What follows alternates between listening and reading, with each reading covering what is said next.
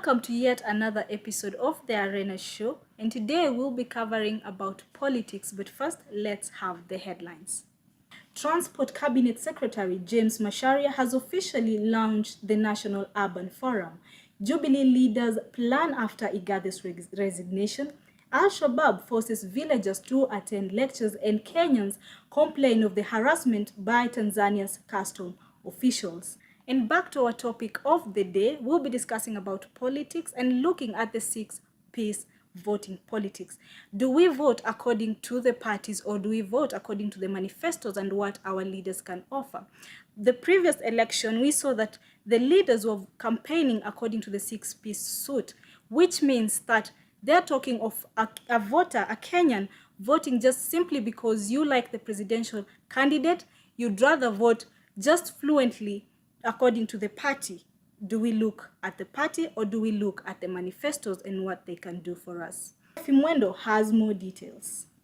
Making devolution work. For the last 4 years, we have been sending about a fifth of our revenue to the county governments, who are supposed to be the engine of development for our country.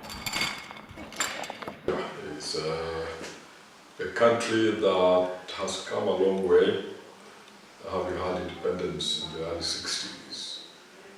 I know prior to that, we had colonialists who ruled over us with a system of government that we could call divide and rule, in the sense that it was necessary for those governing to find mechanisms that would help them govern the country. So that at independence, the Kenyan people desired departure from that system of governance to become independent. Independent in the sense that they would be able to enjoy freedom.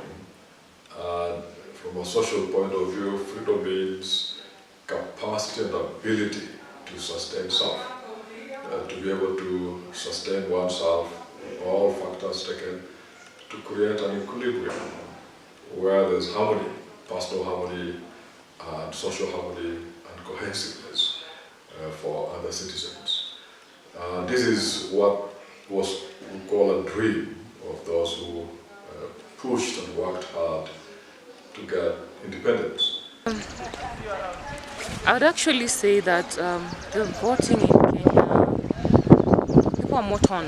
There are those of us who know what they're looking for in leaders when voting, and there are those of us which, to some point, I kind of think it's the extreme or the majority are torn in, or it's a group, a big number of people who tend to vote for the sake of, oh, it's my friend, it's my family, it's my tribe, and so forth. So these are the limitations as to why we can't get quality leaders, people who will make sure they run the office in a very organized manner and achieve all things that we intend in that year.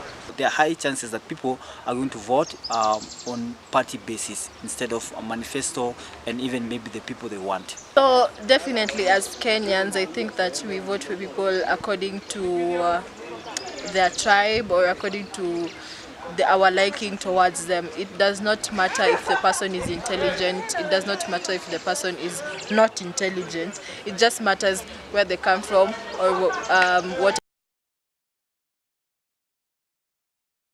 Pursuing in our country, it is evident that people are voting according to their tribes.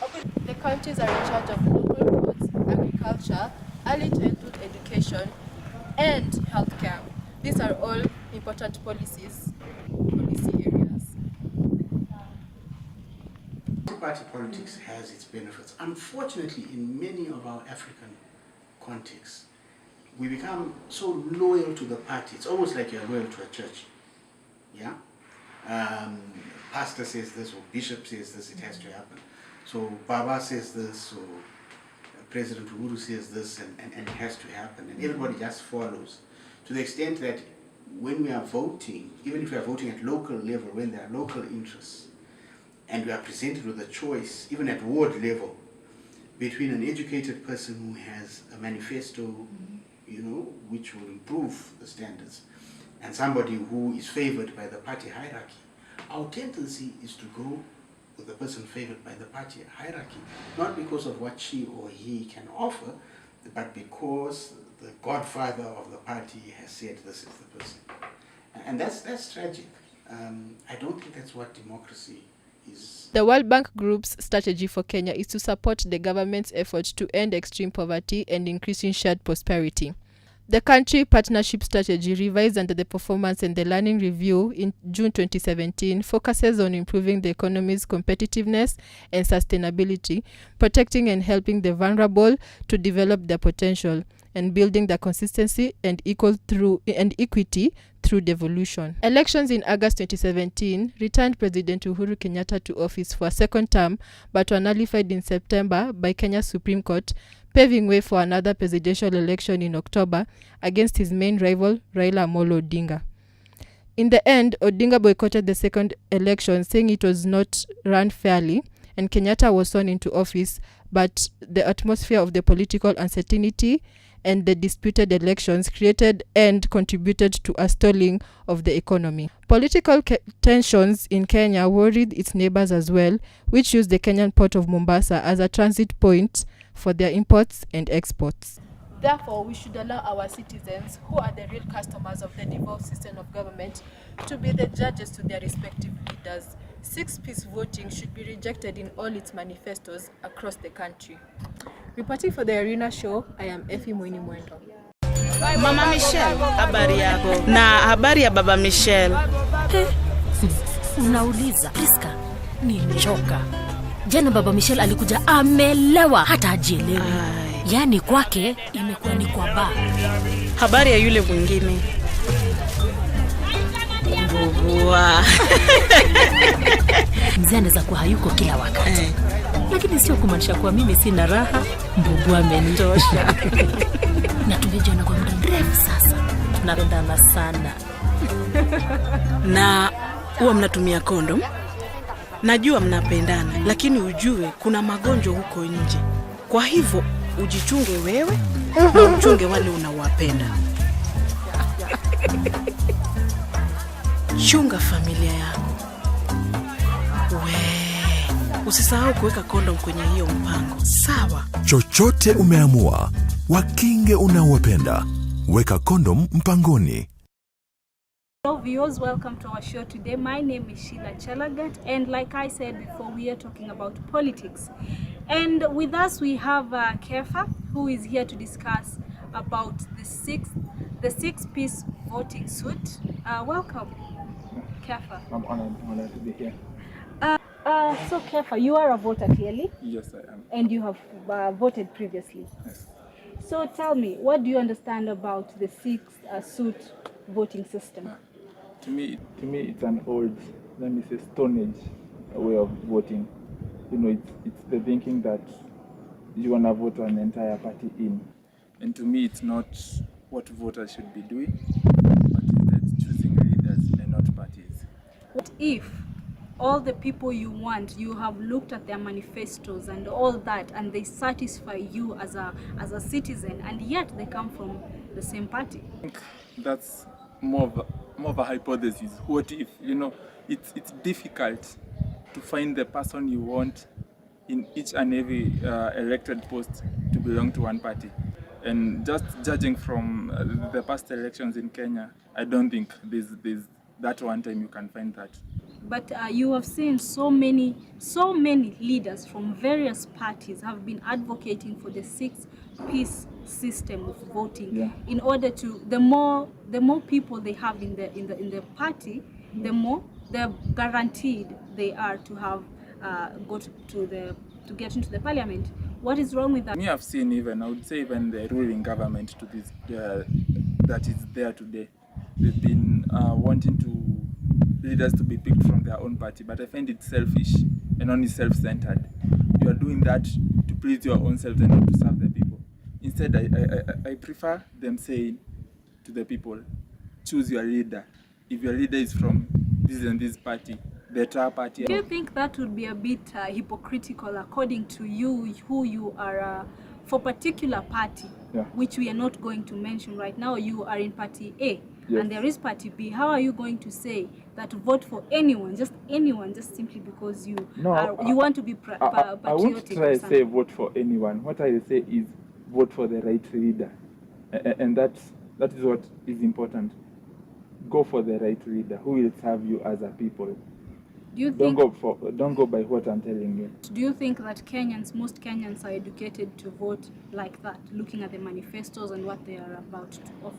I think Kenyans, about being educated, I think Kenyans are educated, but they still remain beings they could change. So can we term it as ignorance? Yeah, ignorance is a word that. What specific thing do you think that the government, or let's say IEBC, at the future electioneering period can do in order to curb such situations? They always do this voter education thing, and I think that's something maybe they should include. As much as you're telling me tick, there's all that rules, tick inside the box, don't all that talk. Also, it's important for IEBC and other NGOs that support a free and fair and democratic election to also include that as part of the education to the voter, because once the voter can pick out their leader and not some suit, as you call it, then they can begin having an impact in their lives. Otherwise, we'll keep going around and they keep complaining. 2022 comes, they do the same suit thing, nothing will ever change. But like we know, it's called civil education. Yes. IBC does its work. We have seen campaigns running on television, on radio, and sometimes people go door to door. I have particularly witnessed that. So we cannot say that they are not really doing their work. But when it comes to our leaders, during those campaign seasons, that's when we want to know who is who. Vote for my party, not the other party. Yet even that other party has a capable leader. What do you think can be done to leaders, since they're the ones who have most impacts? I think our leaders have failed, especially in Africa and Kenya in particular. To me, what I think of an election campaign is you go pitch your ideas of how you can impact to your electorate, how you can impact their lives once they choose you. Give them what give them what you are able to do. Like, give them a list of, this is what I'll do for you, and then now leave it to them to pick you. I don't like the culture where Kenyans are being told. Kenyans have gone to school. We are not changing the education system. But how should a leader come and tell you? But pick this. Like we have seen before, the leaders, most people have those that we call followers to the new millennials. Followers, the voters who really, the diehards voters. How do you think they will feel when they are being told, you want to select or elect a presidential candidate from this particular A party, and you can also have a party B as a governor? How do you think they will cope with that? And yet their presidential candidate tells them, vote for me and vote for the ex-man or the ex-lady, because we come from the same party. I think the issue is not telling them that you can pick me candidate from party A and pick another one from B. I think to me is even ignoring mentioning these parties. Sell your manifestos to the country, to your electorate, to your people, and let them make that choice. So you won't even be faced by a dilemma on what to tell them. You will just sell your ideas to them and let them make their decision. It's that simple. As we look at your last remarks, you as a youth, like we have said before, you are a voter. What do you think can be done? Since the youths, like we have been told, are the leaders of tomorrow, but let's say are the leaders of today, what do you think can be done for the youth in order to maintain or just to curb that kind of situation? I think even without even going to what can be done to the youth, is what can we as the youth do? We are the majority in this country, but now we have also been contributing to the failure of systems in this country. Like recently, NTSA was just taken out of the roads and we got the traffic police officer back. But you'll find these youth saying, leo tunaenda tukunywe.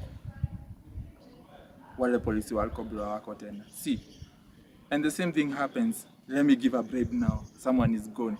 This happens.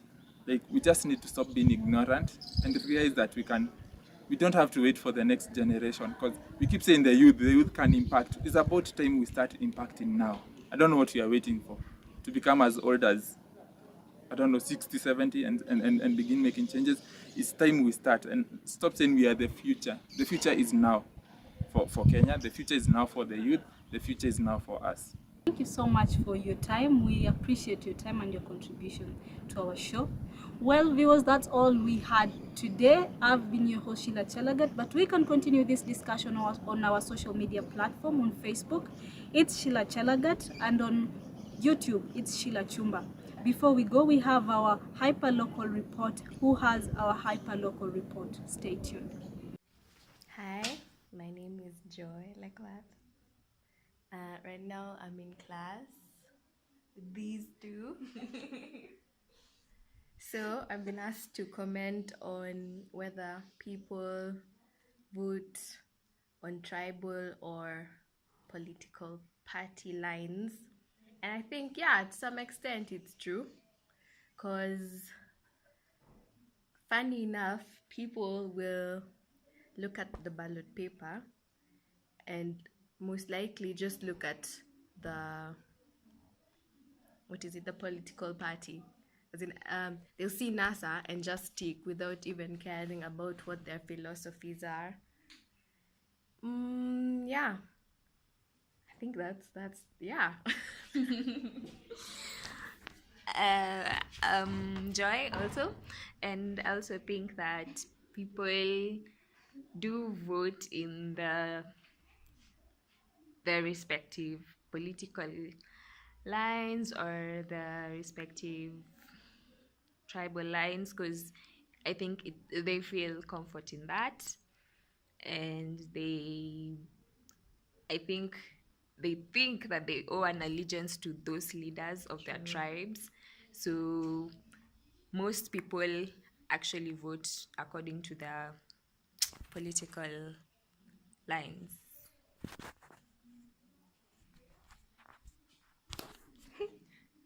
Hi, I'm Josephine, and I think politics can go as tribal, can be tribal political party, because you can see, for example, if I am a Taita and the Taita belongs to the coast, you see NASA dominant in the coastal region, I'll probably vote for the NASA people, but I don't do that. I choose the personality or what they like, what they'll be able to do for that county or Kenya as a whole. Others vote for a tribe because they say if one person is a Kamba and they see in the ballot paper there's a Kamba, I'll vote for the Kamba. The person will vote for the Kamba person. So it's both tribal and also political party.